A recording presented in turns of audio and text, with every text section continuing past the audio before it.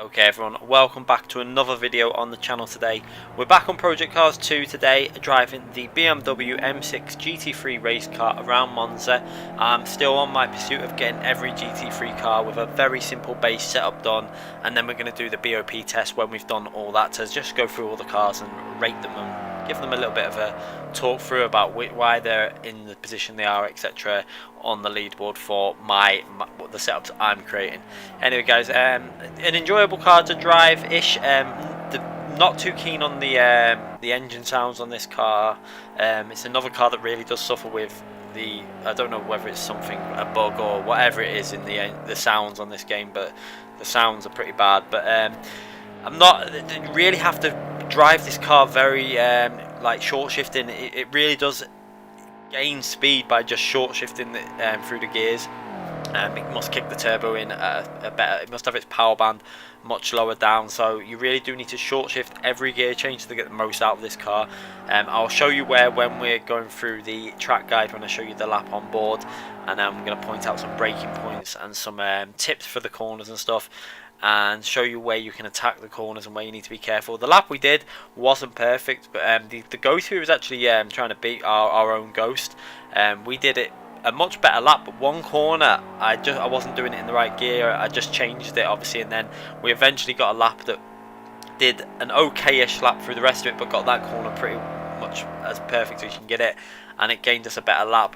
There is a lot more potential in this lap. You'll probably be able to get it down to a 45.6 to 7 if you really want to push it, and probably more than that if you're going to push it like you would in an esports event. And you know, you've seen myself do that in previous videos on Project Cars 1, but for these videos we just want to get a base setup done. So going through the lap, starting, obviously you want to get a nice clean entry into the corner, a nice connect. You can see we're into fourth gear very early. What I tended to do, if you look on the on-screen dash there, before it goes all orange lights, I was trying to change either just as it goes to all orange or just before, so around 6,000 RPM on the rev count. That's where you want to change gear. Then looking to brake just before the 150 down into the first corner, same as other GT3 cars, attacking the curbs really hard with this car. And because we're on the left hand side of the car, bear in mind you can then attack the curbs on the left hand side a lot more, because you've got a lot more cars to the right hand side. It's something that you do have to keep remembering when you're in different GT3s, where some are left hand, some are right hand drive, so bear that in mind.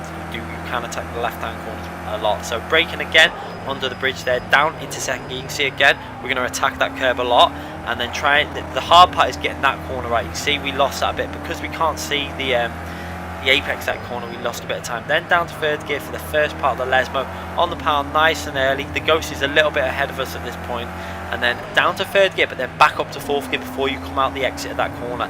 That's where we gained a lot of time. Look at the Ghost now disappearing behind us, because we got it in fourth gear early and hit the power band a lot earlier. If you stay in third gear there, you lose a lot. Look how much time you lose on just accelerating out that corner. Then braking just on the bridge again, down into third gear, attack the curb again. We could have took more off that curb, and then an early upshift again into fourth gear. Really attack the left hand part of that curb again, and working our way up the straight. Like I was saying before, with regards to attacking them right hand corners, that's why people who use the view where you're on the bonnet on the roof do have an advantage, I think, in terms of them type of corners. Then down into third gear for this final corner, and then again an early upshift into fourth gear, you see there, just as we approach the 6,000 RPM, and then we're going to work our way all the way over the line, and we go over the line on a 1 minute 46.0, I think it is 053. And yeah, like I was saying, when you're using the other views, people get an advantage of being able to see exactly where each tyre is, but I prefer racing in the car. I think it's more realistic, and that's how I prefer to race anyway. So it just takes a bit of getting used to when you're swapping sides of the car, etc. to drive. Tyre pressures, we did lower them a fair amount in the setup, a tiny bit in the setup, and you can see we went higher on the right side, so make sure you get rid of the symmetrical so you can up that right hand side for the tyre pressures. Obviously they need to be a little bit higher on this track. Downforce, we went for pretty much the lowest setting you can go for. Move the weight to the rear. This is front engine, so you want to take a bit of the weight away from the front and middle and put it towards the rear. I put it to the maximum that you could do on that. We also changed the caster angle all the way down to as low as we can, and the cambers, dropped them all the way down except from the rear. We added one click up just to help support the rear through some of them fast corners, and we lowered the rear ride height but kept the front on its lowest setting. And with regards to suspension springs, we didn't change too much there. Toe in angle, we adjusted that to 0 for more speed. and the dampers we didn't really go into much depth again. On bump stop, this is very much a base setup against the bump stop.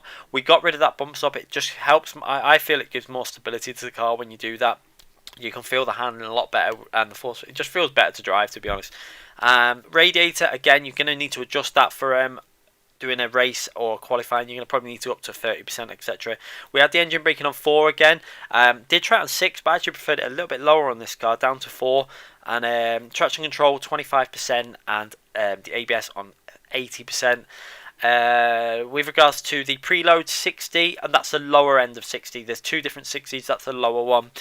Clutches for, obviously, I think that's default. And then the power amp 65 and the coast 20. That took me quite a while to get that mix right. I eventually got it, and it feels for me quite a nice combination. It took a fair amount of tweaking and adjusting and testing to get all them working well, so that it wasn't bogging down too much.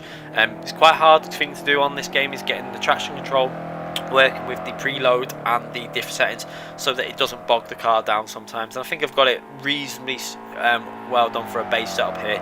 Obviously, you're going to be able to tweak this setup again more. This is just a base setup to get the car faster down the straights. It's going to make you more competitive, and as you can see there, we took the #1 time on the leaderboard. So we're rank 1 at the moment. I'm sure some people will be able to beat that if they want to push it harder, but it just shows you that just quick basic changes can get you to the top spot in the leaderboards and make you very competitive at these tracks, especially Monza. It's a fairly easy car to set up for Monza in terms of just creating a low downforce setup. Anyway guys, thanks again for watching this video. If you've enjoyed this video, give it a thumbs up. If you haven't already subscribed, make sure you click that subscribe button, and make sure you click the notification button so you don't miss any more videos in the future. We're going to be uploading more videos for Project Cars 2, Assetto Corsa and GT Sport. So thanks again for watching, and we'll be back very soon.